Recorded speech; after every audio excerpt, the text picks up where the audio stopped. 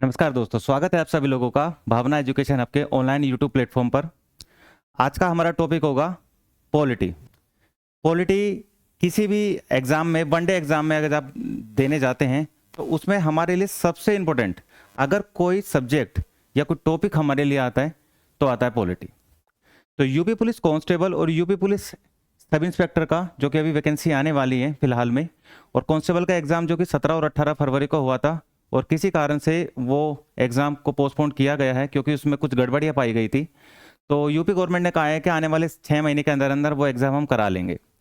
तो इस बीच में हमने लास्ट ईयर या उससे भी पहले जो यूपी पुलिस कांस्टेबल एग्ज़ाम हुआ था तो उसमें हमने एनालिसिस किया है कि जो पॉलिटी है उसमें किस टाइप का क्वेश्चन और कितने कितने क्वेश्चन हर सेट में या फिर हर शिफ्ट में आए हैं।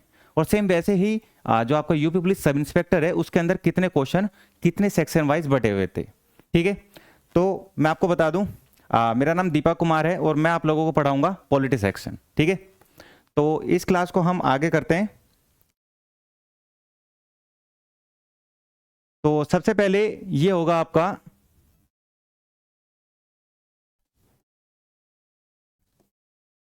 यूपी पुलिस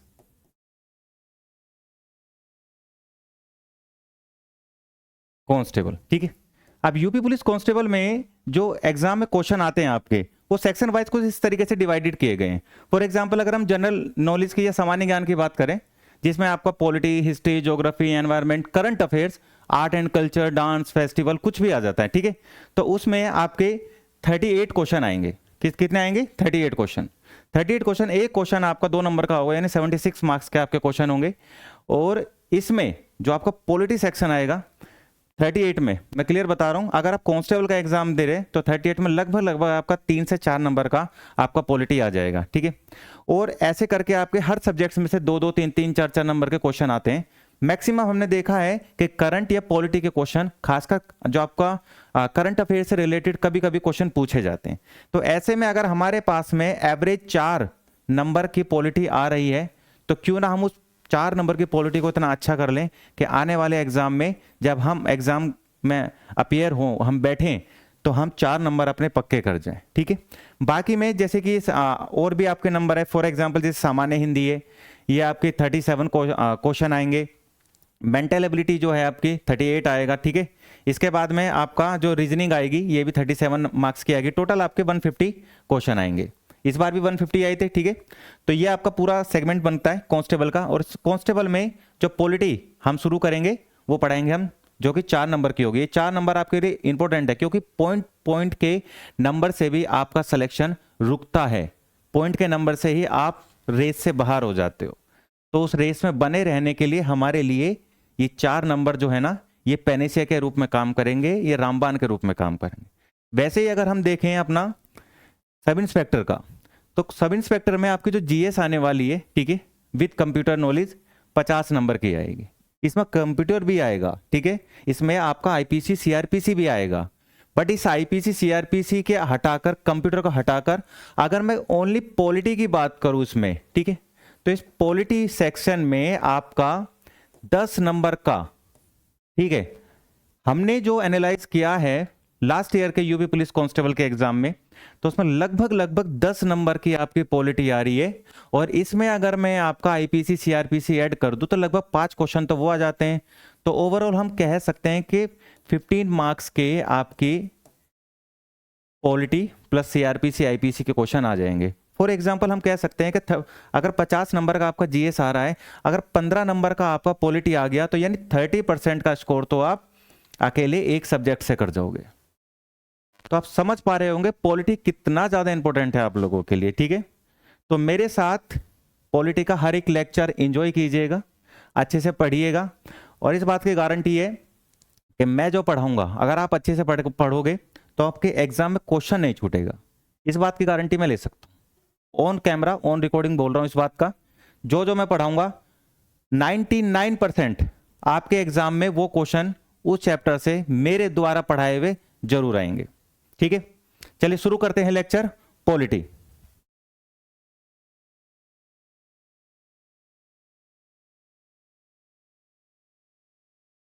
अब अगर बात करें हम पॉलिटी, पॉलिटी में यानी संविधान, और संविधान के अंदर अभी की डेट में 2024 के अंदर कितने पार्ट हैं टोटल? 2024 के अंदर है संविधान के अंदर आपके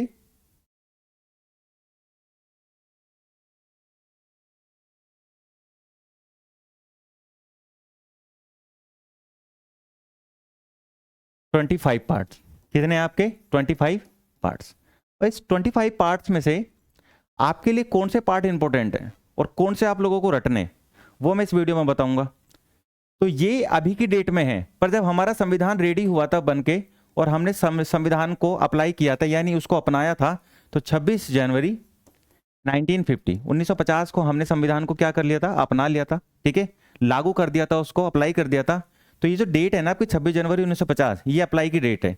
और इस दिन हमारे पास में संविधान के कुल 22 पार्ट्स हुआ करते थे। तो 22 से बढ़ के पार्ट कितने हो गए आज की डेट में? 25 हो गए हैं, 25 हो गए हैं, यानी आपके पार्ट बड़े हैं।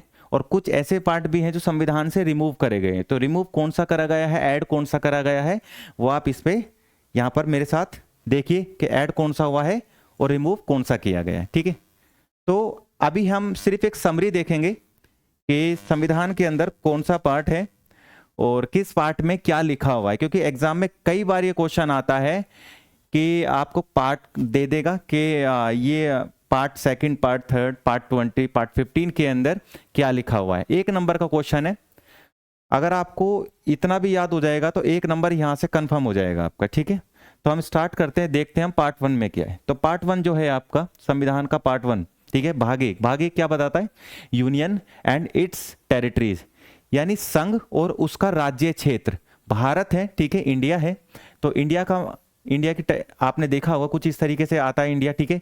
तो इंडिया का ये जो इलाका है ना, ये इसकी पॉलिटिकल बाउंड्री लाइन है। क्या है ये? इसकी पॉलिटिकल बाउंड्री लाइन। अब ऐसे में जो पॉलिटिकल बाउंड्री लाइन के अंदर जो भारत का एक तरीके से कानून चलता है, यही है यूनियन एंड इस टेरिटरीज। यूनियन यानी संघ यानी सेंटर, और इसकी टेरिटरी यानी ये सारा इलाका, ठीक है।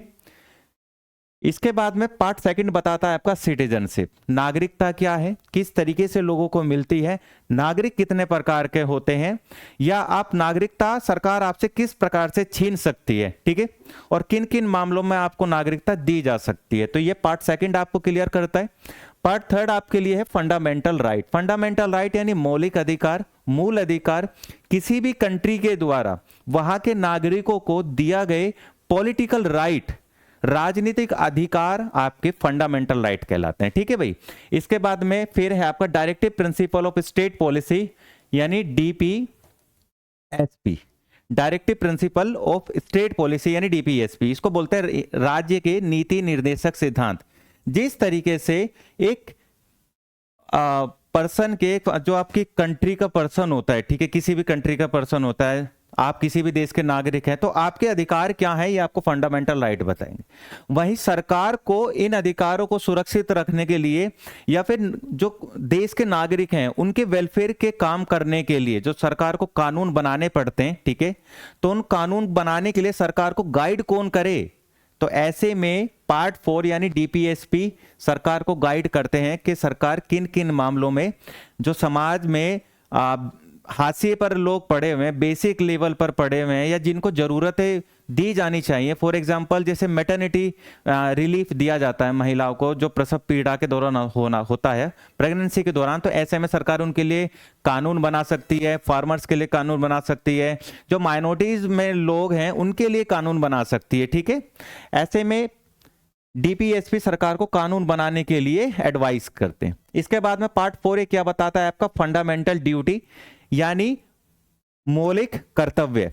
मौलिक अधिकार हम लोगों के पास में है, तो मौलिक कर्तव्य भी संविधान का हिस्सा है कि हमारी ड्यूटीज क्या है हमारे देश के प्रति।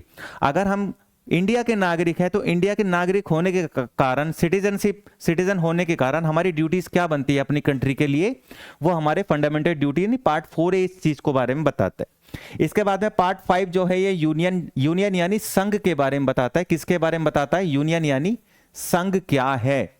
संघ में हमारे राष्ट्रपति आ जाते हैं, याद रखिएगा। संघ यानी यूनियन, यूनियन में क्या आएंगे आपके, प्रेसिडेंट हम पढ़ेंगे, प्रेसिडेंट के बाद में वाइस प्रेसिडेंट, पार्लियामेंट वगैरह हम पढ़ेंगे, सुप्रीम कोर्ट वगैरह, जुडिशरी हमारे इसमें आ जाता है, कैग आ जाता है, ठीक है। इसके बाद में अटॉर्नी जनरल ऑफ इंडिया आ जाते हैं, बहुत सी चीजें आ जाती हैं, तो वो यूनियन का हिस्सा होगा। लेकिन पार्ट 5 क्या है, यूनियन यानी सरकार, सेंट्रल गवर्नमेंट, इस सेंटर की बात करी जा रही है। पार्ट 6 में क्या है आपका, स्टेट यानी स्टेट गवर्नमेंट के बारे में बात करी जा रही है। स्टेट में क्या होते हैं, गवर्नर होता है, स्टेट में लेजिस्लेचर होता है, असेंबली होती है, काउंसिल होते हैं, ठीक है, मुख्यमंत्री होते हैं, एमएलएज होते हैं, ठीक है, एडवोकेट जनरल ऑफ स्टेट होते हैं, हाई कोर्ट्स होते हैं, वो आपका इसमें आ जाता है।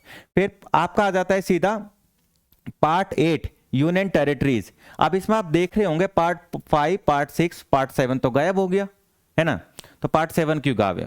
तो पार्ट 7 को गवर्नमेंट ऑफ इंडिया ने एक अमेंडमेंट के थ्रू उसको रिमूव कर दिया है, जो कि संविधान का हिस्सा नहीं है। तो अब जो है आपका डायरेक्ट पार्ट 8 है, ठीक है। तो पार्ट 8 में क्या है आपका, यूनियन टेरिटरीज। यूनियन टेरिटरीज यानी यूटीज, यूटीज यानी केंद्र शासित प्रदेश, ऐसे इलाके जहां पर सेंट्रल गवर्नमेंट यानी राष्ट्रपति का डायरेक्ट अधिकार होता है, डायरेक्ट रूलिंग एरिया जो होता है राष्ट्रपति के हाथों में होता है, वहां पर कोई मुख्यमंत्री नहीं होगा। अगर होगा भी, फॉर एग्जांपल जैसे दिल्ली, दिल्ली एक यूनियन टेरिटरी है, वहां की अपनी लेजिस्लेटिव असेंबली है, फिर भी वहां राष्ट्रपति चाहे तो अपनी मर्जी से कानून बना सकते हैं, ठीक है। इसके बाद में पंचायत, पार्ट 9 क्या बताता है आपका, पंचायत। पंचायत क्या है, क्यों है, कैसे हैं, किस लिए हैं और किस तरीके से ये काम करती हैं संविधान के अंदर, ठीक है। पार्ट 9A क्या बताता है, म्युनिसिपैलिटीज। म्युनिसिपैलिटीज यानी म्युनिसिपैलिटीज क्या है, क्यों है, किस लिए हैं और म्युनिसिपैलिटीज किस तरीके से काम करती हैं।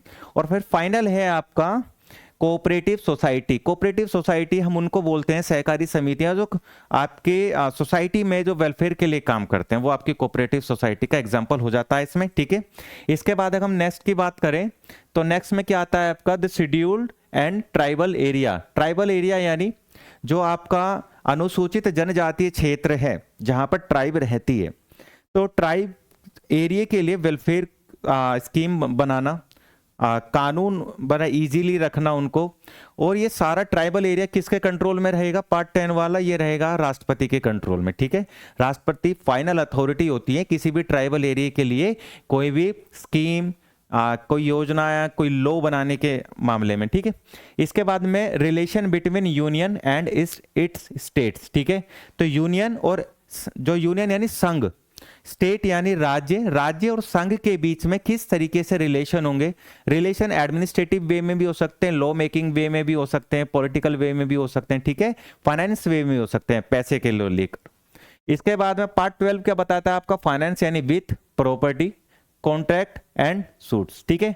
तो फाइनेंस आप ये सिर्फ याद रखिएगा, पैसा, पैसा संविधान के किस भाग में है, पैसा संविधान के भाग 12 का पार्ट 12 का हिस्सा है, ठीक है।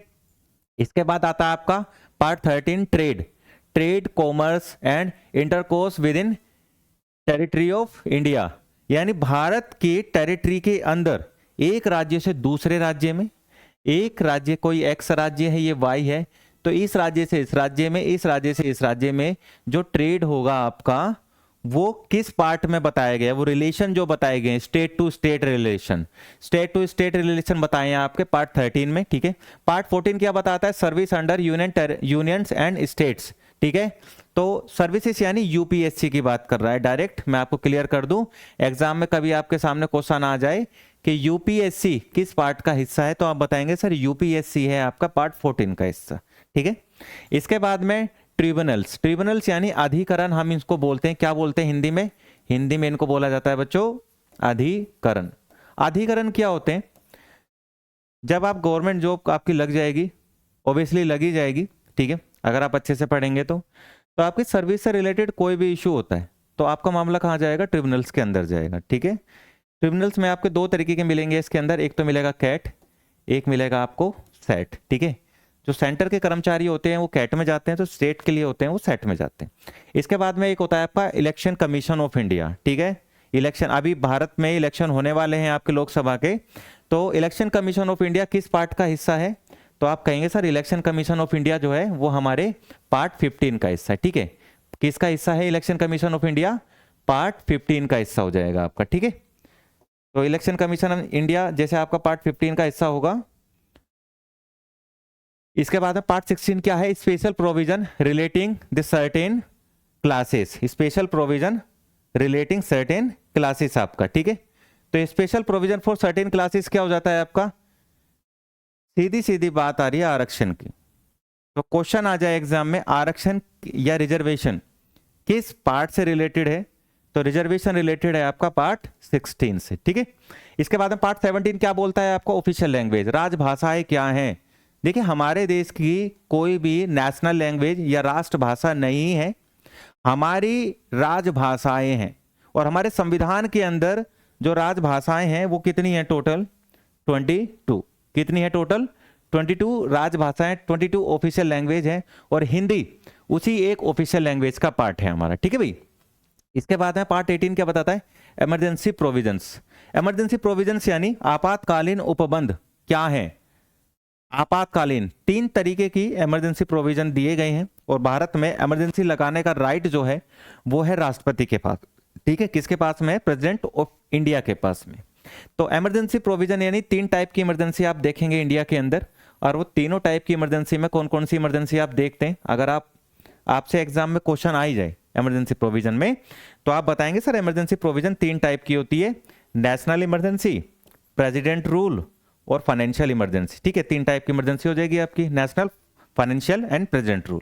इसके बाद में पार्ट 20 क्या बताता है, amendment of the constitution. Amendment of the constitution यानी संविधान में संशोधन किस तरीके से हो सकता है, वो आपको पार्ट 20 का हिस्सा बताया जाता है। पार्ट 21 क्या बताता है, temporary, transitional and special rights for states, ठीक है। जो स्टेट होते हैं उनको टेम्पररी राइट्स दिए गए हैं, स्पेशल राइट दिए गए हैं। फॉर एग्जांपल जैसे कश्मीर को दिया गया था, कश्मीर को दिया गया था वो 370, आर्टिकल 370 जो है कश्मीर को दिया गया था, ठीक है। तो 370 जो कि स्पेशल राइट होता था आपका कश्मीर का, वैसे 371A हो जाता है आपका नागालैंड का। इसी तरीके से हर राज्य को अलग अलग लेवल पर आपको स्पेशल राइट दिए गए हैं। तो किसी भी स्टेट को स्पेशल राइट जो दिया जाता है वो पार्ट 21 के अंडर में आता है। ठीक वैसे ही यहाँ पर कुछ आर्टिकल्स हैं हर पार्ट से रिलेटेड। आर्टिकल्स की बात करें तो जैसे पार्ट 1 है, पार्ट 1 के अंदर आर्टिकल 1 से लेके 4 तक हैं आपके, ठीक है। पार्ट 2 के अंदर 5 से लेके 11 तक है। पार्ट 3 के अंदर आपका 12 से 35 तक है। पार्ट 4 के अंदर 36 से 51 तक है आपका। पार्ट 4A के अंदर जो आपका आर्टिकल 51A है, 51A में आपकी 11 ड्यूटीज हैं, ठीक है। पार्ट 5 के अंदर आपका 52 से लेके 51 तक है। पार्ट 6 में 152 से 237 तक है। इसके बाद में पार्ट 8 के अंदर 239 से 242 तक है। इसके बाद पार्ट 9 की बात करें तो 243 से 243 ओ तक है, ठीक है। 243 ओ तक है। वहीं अगर हम पार्ट 9A की बात करें तो 243P से लेकर 243ZG तक होगा। कोऑपरेटिव सोसाइटी की बात करें तो इसमें आपका 243ZT तक हो जाएगा आपका, ठीक है। इसके बाद नेक्स्ट की बात करें पार्ट 10 के अंदर ऐसे आपका 244 से लेकर 244A तक है। वहीं आपका पार्ट 11 की बात करें तो 245 आर्टिकल 263 तक है। वहीं पार्ट 12 की बात करें तो आर्टिकल 264 से लेकर 300A तक का हो जाएगा आपका, ठीक है। वहीं अगर पार्ट 13 की बात कर लें तो 300(1) से लेकर 300(7) तक है, ठीक है।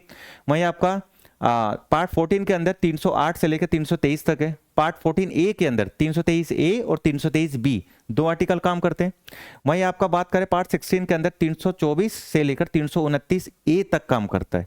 वहीं आपका पार्ट 15 हो गया, ठीक है। पार्ट 16 की बात करें तो 330 से लेकर 342A तक का हो जाएगा। वहीं अगर बात करें पार्ट 17 की तो 343 से लेकर 351 तक हो जाएगा। वहीं पार्ट 18 की बात करें तो 352 से 360 तक 3 इमरजेंसी आपकी आ जाएगी। इसके अंदर 352, 56 और 60। इसके बाद में 368 आपका कॉन्स्टिट्यूशन अमेंडमेंट है। और पार्ट 21 के अंदर आपको 369 से लेकर 392 तक जो दिए गए हैं आर्टिकल वो आपको रिलेट करते हैं special provision for certain states, ठीक है। तो ये थे आपके एक ब्रीफ स्टेटमेंट है कि संविधान के किस पार्ट में क्या है। अब हम ये देखेंगे संविधान के अंदर जो सारी बातें मैंने आपको बताई हैं ये बातें आई कहाँ से। तो आप लोग कहोगे कि सर संविधान में तो ये चीजें जो है ना अलग अलग देशों के संविधान से ली गई हैं। हाँ बिल्कुल ली गई हैं, पर हमें जरूरत क्यों पड़ी, हमें एहसास ही क्यों हुआ कि संविधान हमारे पास में हो, ठीक है।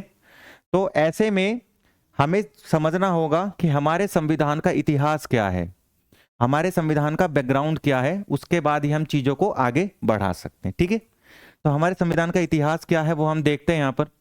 तो संविधान जो है हमारा, अगर हम इसके इतिहास की बात कर लें तो हिस्टोरिकल बैकग्राउंड के हिसाब से हमारा जो कॉन्स्टिट्यूशन है ये कुछ दो तरीके से काम करता है। ठीक है, तो इसमें जब हमारे ऊपर ब्रिटिशर्स राज कर रहे थे तो स्टार्टिंग में आती है हमारे देश के अंदर ब्रिटिश ईस्ट इंडिया कंपनी। ठीक है, ब्रिटिश ईस्ट इंडिया कंपनी का जो एस्टेब्लिशमेंट होता है आपका, वो होता है 1600 में। कब होता है? 1600 में इसका एस्टेब्लिशमेंट होता है इंग्लैंड के अंदर, भारत के अंदर नहीं, इंग्लैंड के अंदर। 1600 के बाद में आपका बैटल ऑफ प्लासी होता है। ठीक है भाई, क्या होता है आपका? Battle of Plassey. Battle of Plassey जो होता है बच्चों आपका, वो होता है आपका 1757 में। ठीक है, 1757 में बैटल ऑफ प्लासी, नवाब सिराज उद दौला, ठीक है, वर्सेस दूसरी तरफ कौन थे? अंग्रेजों की ओर से रॉबर्ट क्लाइव। ठीक है, कौन थे अंग्रेजों की ओर से? Robert Clive. अब ऐसे में जब इन दोनों के बीच में लड़ाई होती है तो नवाब सिराजुद्दौला जो होते हैं ना, ये लड़ाई हार जाते हैं अपनी, और इनके हारने के बाद में जो ब्रिटिशर्स होते हैं ओब्वियसली जीतेंगे, तो जीतने के बाद में ना बंगाल के ऊपर अपनी पकड़ मजबूत कर लेते हैं। ऐसे में जो नवाब होते हैं वो तो चले जाते हैं, पर ब्रिटिशर जो हैं ये अपनी पकड़ को मजबूत बनाने के लिए बंगाल के अंदर एक डमी नवाब बना देते हैं। ठीक है, क्या बना देते हैं? एक डमी नवाब को सीट दे देते हैं, जिससे कि बंगाल की जनता जो है ना ब्रिटिशर्स के अगेंस्ट में ना जाए, क्योंकि ब्रिटिशर जानते थे अगर हम डायरेक्ट रूल करेंगे तो इंडियन जो पॉपुलेशन है वो हमें एक्सेप्ट नहीं करेगी। ऐसे में किसी इंडियन को ही डमी के रूप में आगे खड़ा कर दें और उसको ऑपरेट हम पीछे से करें। तो ऐसे में इन्होंने भी वैसे ही करा। बैटल ऑफ प्लासी के बाद में जो बैटल ऑफ प्लासी हुआ उसमें डमी नवाब आगे कर दिया जिसका नाम था मीर जाफर। अब ऐसे में मीर जाफर डमी नवाब था, पीछे से गवर्नमेंट जो थी आपका ब्रिटिश गवर्नमेंट वो पीछे से रूल कर रही थी, ब्रिटिश ईस्ट इंडिया कंपनी।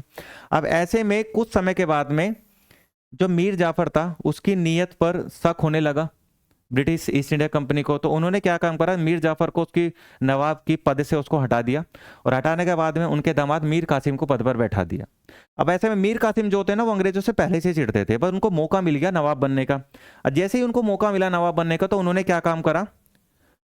जो आपके मुगल बादशाह थे आपके, ठीक है, जो आपके मुगल बादशाह उस समय के मुगल बादशाह का नाम क्या था आपके?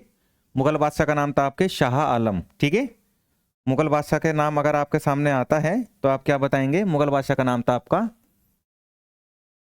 शाह आलम, शाह आलम सेकंड। ठीक है, तो इनके साथ जाके संधि कर ली, बोला कि आप मेरा साथ दो अंग्रेजों के खिलाफ, नहीं तो आज हमें परेशान कर रहे हैं अंग्रेज, कल को आपको करेंगे, है ना। तो ऐसे में शाह आलम मान गए, एक्सेप्ट कर लिया उन्होंने कि चलो भाई मैं तुम्हारा साथ देता हूं। अब अकेले शाह आलम के साथ होने से तो अंग्रेजों को हराया नहीं जा सकता था, क्योंकि अंग्रेज तो और जगह भी परेशान कर रहे थे ना लोगों को। तो मीर कासिम जाता है अवध के नवाब के पास में। अवध के नवाब सूजा उद दौला, अवध के नवाब क्या थे? सूजा उद दौला। इनके पास चला गया, बोला ठीक है मेरी मदद करो। मीर कासिम के साथ वो भी तैयार हो गए। और तीसरा बंगाल का नवाब यानी मीर कासिम। अब ये तीनों की जॉइंट आर्मी तैयार खड़ी थी अंग्रेजों से लड़ने के लिए। अंग्रेज भी पीछे नहीं हटे। अंग्रेजों ने भी सोचा कि चलो कोई बात नहीं, ईंट का जवाब पत्थर से देंगे। अंग्रेजों ने योजना बनाई और मोर्चा खोल दिया। तो अंग्रेजों की ओर से जो लड़ने आए वो कौन आए? Hector Munro. हेक्टर मुनरो लड़ने आए, और हुआ ये कि इन तीनों की जॉइंट आर्मी अंग्रेजों को हरा नहीं पाई, और यहां पर जो ब्रिटिश ईस्ट इंडिया कंपनी थी वो जीत गई, और ये तीनों लड़ाई को हार गए। अब इतने बड़े बल्क में, इतने बड़ा मतलब मुगल बादशाह हार गए, सूजा उद दौला हार गए, मीर कासिम हार गए।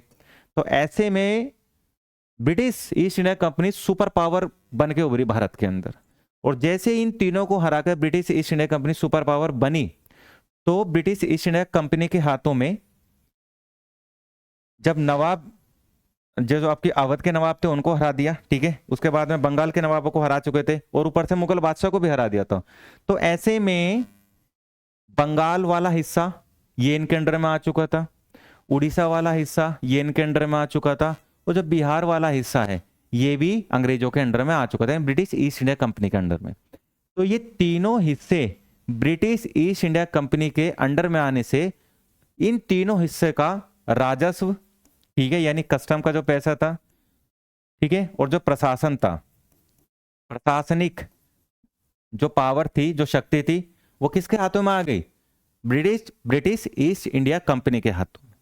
अब ऐसे ब्रिटिश ईस्ट इंडिया कंपनी के हाथों में जैसे ही ये पावर आती है तो ब्रिटिश ईस्ट इंडिया कंपनी इन तीनों इलाकों से टैक्स वसूल करने लगती है। अब ऐसे में ब्रिटिश ईस्ट इंडिया कंपनी अपने आप को बढ़ाती है, ठीक है, और धीरे धीरे उसके अंदर भ्रष्टाचार फैलता है। उस भ्रष्टाचार को कंट्रोल करने के लिए ब्रिटेन की सरकार कानून बनाती है, और वही कानून आगे जाके हमारा संविधान बनाने में हमारी मदद करते हैं, ठीक है। वही कानून क्या होते हैं? हमारा संविधान बनाने में हमारी मदद करते हैं। तो ऐसे में अंग्रेजों ने, कहा जाता है कि अंग्रेजों, कई बार एग्जाम में क्वेश्चन आ भी जाता है कि ब्रिटिशर्स ने भारत में कितने हिस्सों में, कितने पार्ट्स में शासन किया। तो आप लोग सोचोगे यार ब्रिटिशर्स तो एक ही थे ना, तो एक ही भाग में शासन किया होगा। पर देखिए मैं आपको क्लियर कर देता हूं, ब्रिटिशर्स ने भारत में 2 हिस्सों में शासन किया है। एक हिस्सा जो था उसको बोलते हैं हम कंपनी रूल, यानी कंपनी का शासन, जो कि 1773 से लेकर 1858 तक का चलता है। जब सिपाही म्यूटिनी होता है ना, आपका सिपाही विद्रोह, ठीक है, 1857 की क्रांति, तब तक चलता है।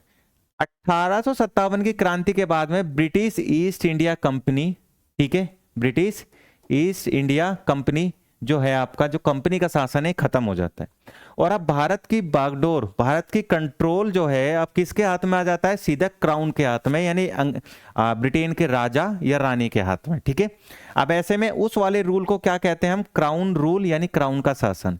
क्राउन रूल हमारा 1858 से लेकर 1947, यानी जब तक हम आजाद होते हैं तब तक ये चलता है क्राउन रूल, ठीक है भाई। तो इन दोनों हिस्सों में जब ब्रिटिशर्स ने हमारे ऊपर रूल किया, तो ऐसे में कौन कौन से एक्ट कंपनी को रूल करने, रेगुलेट करने के लिए ब्रिटेन की सरकार ने बनाए। और जब क्राउन हमारे ऊपर डायरेक्ट रूल कर रहा था, तब हमारे देश की एडमिनिस्ट्रेटिव जो सिचुएशन थी, पॉलिटिकल सिचुएशन थी, उस तरीके से किस तरीके से संभाल रहा था ब्रिटेन, तो वो सारा हमारा अब एक्ट के थ्रू हम देखेंगे। उसी को बोलते हैं संविधान का इतिहास, ठीक है। तो देखिए सबसे पहले ब्रिटिश ईस्ट इंडिया जो कंपनी थी उसको कंट्रोल करने के लिए ब्रिटेन की गवर्नमेंट ने एक्ट बनाया। उस एक्ट को बोलते हैं हमारा रेगुलेटिंग एक्ट। रेगुलेटिंग एक्ट आता है आपका 1773 के अंदर। इस एक्ट ने क्या काम करा? For the first time the British cabinet was given the right to intervene in Indian affairs, यानी पहली बार ब्रिटिश गवर्नमेंट ने जो भारत के आंतरिक मामले थे, ठीक है, उन आंतरिक मामलों में पहली बार हस्तक्षेप किया। सबसे पहली बात, ब्रिटेन की गवर्नमेंट को पहली बार भारत के आंतरिक मामलों में, इंटरनल अफेयर्स में इंटरवीन करने का मौका सबसे पहले कब मिला? तो आप कब बताएंगे? 1773 के रेगुलेटिंग एक्ट में मिला। दूसरा काम क्या हुआ इसके अंदर? फॉर द फर्स्ट टाइम आप board of administration, board of administration यानी आप एक बॉडी बनाई गई बोर्ड ऑफ डायरेक्टर्स की। क्या बनाएगी? बीओडी, यानी बोर्ड ऑफ डायरेक्टर्स की एक बॉडी बनाई गई। और इन डायरेक्टर्स को आपका पॉलिटिकल और एडमिनिस्ट्रेटिव पावर दी गई ब्रिटिश ईस्ट इंडिया कंपनी को कंट्रोल करने के लिए, ठीक है, जिससे कि ब्रिटेन का नाम खराब ना हो।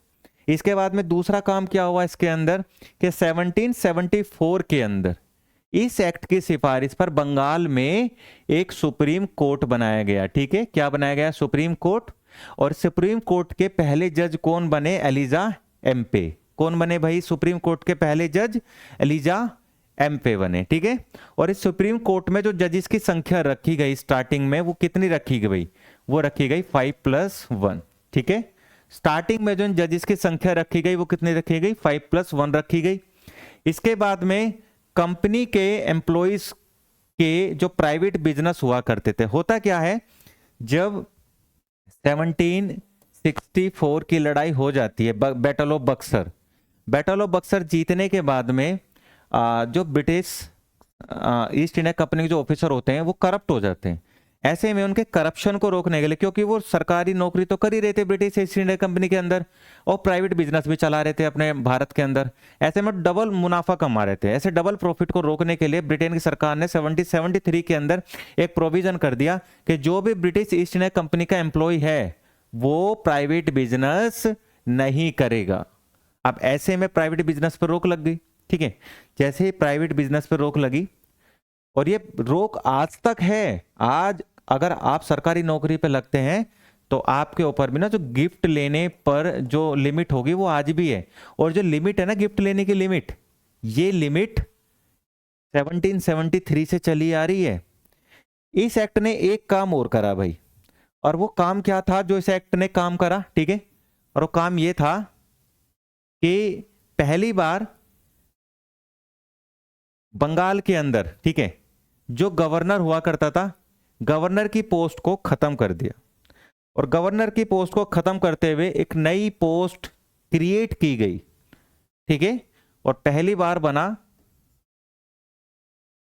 Governor general of Bengal. ठीक है, पहली बार कौन बना? Governor general of Bengal. Governor general of Bengal कौन बने पहली बार?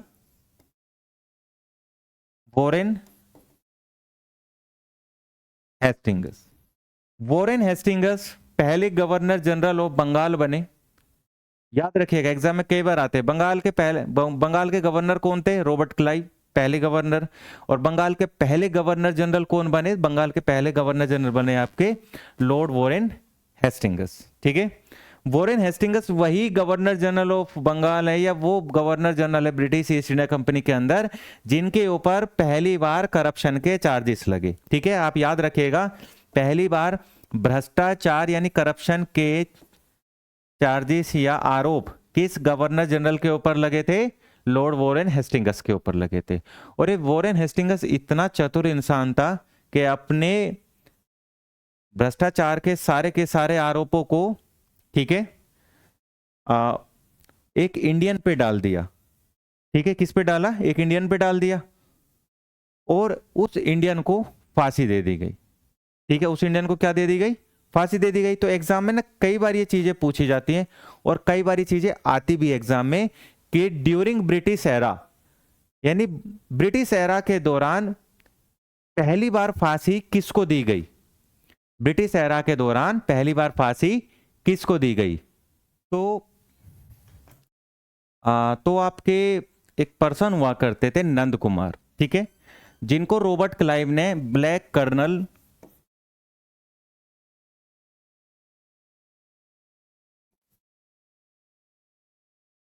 ठीक है, क्या थे? ब्लैक कर्नल की उपाधि या ब्लैक कर्नल का एक टाइटल दिया हुआ था उनको। तो नंद कुमार को, जो कि महाराजा नंद कुमार, महाराजा की उपाधि भी उनको दी गई थी, महाराजा नंद कुमार को पहली बार वॉरेन हेस्टिंग्स के आरोपों के आधार पर उनको पहली बार फांसी लगी। तो एग्जाम में अगर आपके सामने क्वेश्चन आ जाए कि पहली बार ड्यूरिंग ब्रिटिश एरा यानी ब्रिटिश राज के दौरान पहली बार किस इंडियन को फांसी दी गई, तो आप क्या नाम लिखेंगे? आप नाम लिखेंगे नंद कुमार। ठीक है, आप क्या नाम लिखेंगे? आप नाम लिखेंगे नंद कुमार। नंद कुमार को पहली बार ब्रिटिश एरा के दौरान फांसी दी गई। ठीक है भाई, तो 1773 के एक्ट में ये सारे काम हुए। इसके बाद में बात करें 6 पॉइंट क्या बताता है इस एक्ट में? बंगाल में कंपनी पर कंट्रोल बढ़ाने के लिए गवर्निंग बॉडी के रूप में कोर्ट ऑफ डायरेक्टर्स या बोर्ड ऑफ डायरेक्टर, जो कि मैं पहले भी आपको पीछे बता चुका हूं, उसकी स्थापना की गई थी। और वॉरेन हेस्टिंग्स, ये भी मैं आपको पीछे बता चुका हूं। ठीक है भाई, तो क्लास में बस तत्परता से बने रहिए। अगर एग्जाम पास करना है ना और पॉलिटी में अच्छे नंबर चाहिए, तो एक एक वर्ड को सुनिए, और अगर आपके पास में नोटबुक है तो नोट डाउन करते रहिए साथ के साथ। ठीक है।